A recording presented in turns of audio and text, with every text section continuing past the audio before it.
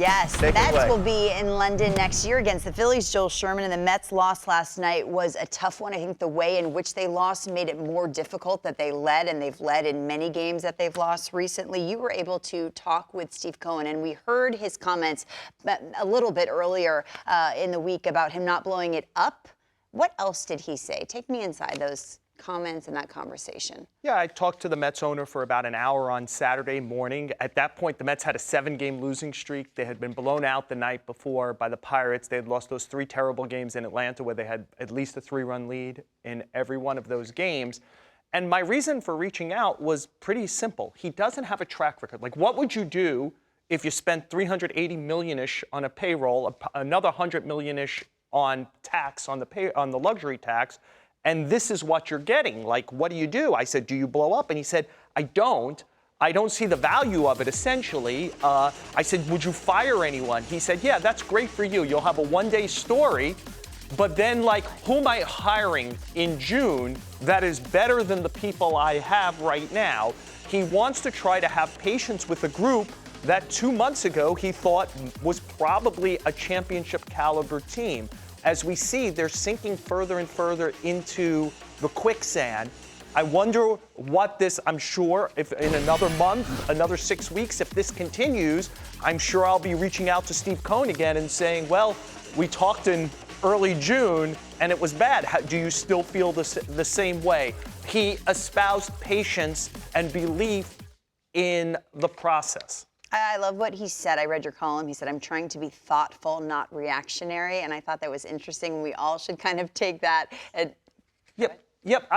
Look, I do think that to some degree it's all changed over the years. It was Steinbrenner into sports talk radio, into social media, where, you know, we have 162 one-game seasons. I'll say this. If this is the Mets team, and it might be the Mets team, they might not be good enough. There's just no way to fix it today. Like, they're locked in on certain things. It isn't like I say to my friends all the time when they say, hey, they need a relief pitcher. And I said, well, is the relief pitcher store next to Whole Foods? Can you just go get one? Right now, it's June. There's not a trade market. And by the way, if they're this bad, should they give up young assets to even try to get a relief pitcher? They might have dealt into a not good enough group. But I think overreaction, it's good for me. I hope he does it. Sure. It's good for a New York tabloid. I don't know that it's good for the New York Mets. You spoke about the staff, and you spoke with Billy Epler, and he had a quote about, you know, this is not an acknowledgement that everything is okay. It's an acknowledgement that the right personnel is here. Do you feel that way? Look, Buck Showalter is a high-level major league manager. I think he's one of the 20 winningest managers of all time. To some degree, we're seeing the same thing between New York and San Diego, right? If before 8 weeks ago, if we made a survey, who do we think are the best managers in the sport? I think Bob Melvin and Buck Showalter would be probably in most people's top 5 or 7. They're kind of the same guy. They've had a lot of success with multiple teams now. They've never gotten to a World Series. They're among the winningest managers ever.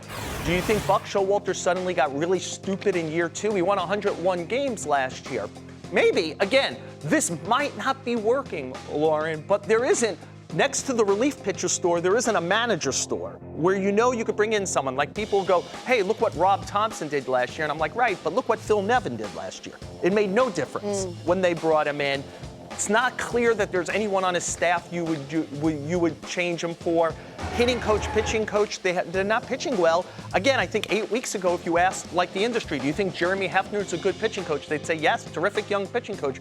Did he get really stupid in 8 weeks? Maybe, probably not. I think that there's probably things going on with the pitch clock, age, etc., that is impacting an older pitching staff more than maybe others. And I mean, everyone has injuries. Pete Alonso had 22 home runs when he got injured. And I think the Yankees, and we've talked about this on the couch a lot, have made the most with so much adversity. If I would have told you in March, no Carlos Rodon, Nestor Cortez on the injured list, no Aaron Judge for times, no Giancarlo Stanton at times, this is pretty good from what we're seeing from the Yankees. No Severino for basically the first 2 months, and then not a very good Severino afterwards. I've got to say this is, Lauren, you know, I've done this in New York for a very long time, and I like to have an opinion on it, as you know.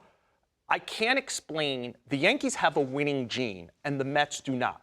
It's like the Yankees haven't really played well this year, and they're 10 games over 500. They're running out like an outfield that you'd be ashamed to bring to Dunedin they would say that's not enough major league players for a road trip in spring training. And yet, between Cole, Judge when he was healthy, and a terrific bullpen, they figured it out. Look at, it's not supposed to be the NBA where one player matters this much. But we watched Judge carry the team last year, especially in the second half. Look at the difference, the discrepancy here between Judge and everyone else.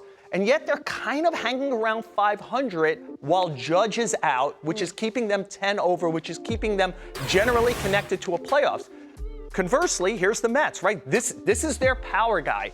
I saw the breakdown that D-Row did earlier. The big moment in this game comes to the 3-4 hitters in the lineup yesterday, Lindor and then Marte. It would be Lindor and Alonso normally against Clay Holmes. Would anybody have hit Clay Holmes' slider last night? Not sure about that. But the absence of Alonso feels greater because the Mets seem not to have this winning culture, winning gene, ability to kind of like get through it. The Mets just, and by the way, I think it's a lot about pitching programs. Again, I watched what D-Row did before. The Yankees create a Jimmy Cordero every year. It was Ian Hamilton earlier this year. By the way, Michael King was a small trade. Clay Holmes was a small trade. Wandy Peralta was a small trade. They've all become terrific relief pitchers with the Yankees. Where's the Mets version of that? It's missing. A winning gene is a fascinating conversation. I also think it helps that the camera panned over and Aaron Judge's top step. Even though he's injured, his presence, there's no column in Baseball Reference for presence. He's there, Joel. They'd rather have him with a bat than pom-poms, though. So, I got it. Robert, take it away.